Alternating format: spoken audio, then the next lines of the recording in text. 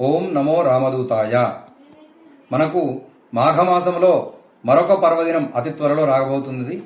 ఆ పర్వదినము రథసప్తమి, అంటే సూర్యుడు జన్మించినటువంటి రోజుగా మనం చెప్పుకుంటూ ఉంటాం.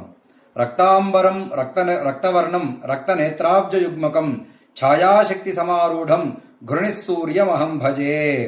మనకు మాఘశుద్ధ సప్తమి నాడు రథసప్తమిగా మనం చెప్పుకుంటుంటాం.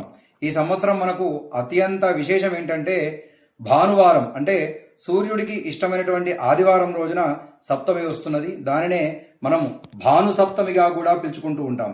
సూర్య భగవానుడు 7 గుర్రాల రథం పైన దక్షిణాయనం నుండి ఉత్తరం వైపు తన దిశను ప్రయాణం కొనసాగిస్తూ ఉంటాడు.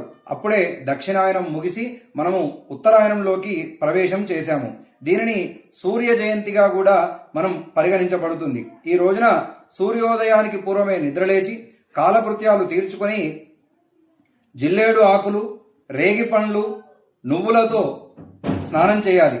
7 జిల్లేడు ఆకులు తలపైన పెట్టుకొని సప్త సప్త మహాసప్త సప్తద్వీప వసుంధర శ్వేతార్క పర్ణమాదాయ సప్తమి రథ సప్తమి అనేటువంటి శ్లోకాన్ని చెప్పుకొని స్నానం చేయడం ద్వారా దీర్ఘకాలిక వ్యాధులు, అంటు వ్యాధులు, చర్మ వ్యాధులు ఏమైనా ఉన్నా సరే సూర్య భగవానుడి ఆశీస్సుల చేత అవన్నీ కూడా తొలగిపోయి చక్కటి ఆరోగ్యాన్ని మనకు కలగజేస్తాడు.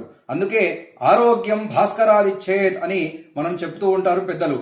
ఈ రోజున ఎరుపు రంగు వస్త్రాలని ధరించి, ఎరుపు రంగు వస్త్రాలని దానము చేసి, ఎరుపు రంగు పుష్పాలతో, ఎరుపు రంగు ఫలములతో సూర్యారాధన చేసుకోవడం ద్వారా ఆయన యొక్క సంపూర్ణ అనుగ్రహం మనకు కలిగి ఆరోగ్యం మాత్రమే కాకుండా చక్కటి ఐశ్వర్యము, ఆత్మస్థైర్యము, ఆత్మవిశ్వాసము, అంటే సెల్ఫ్ కాన్ఫిడెన్స్, మనకు ఎంత నాలెడ్జ్ ఉన్నా సరే ఆ కాన్ఫిడెన్స్ లేకపోతే మనము ఏ రంగంలో కూడా రాణించలేము.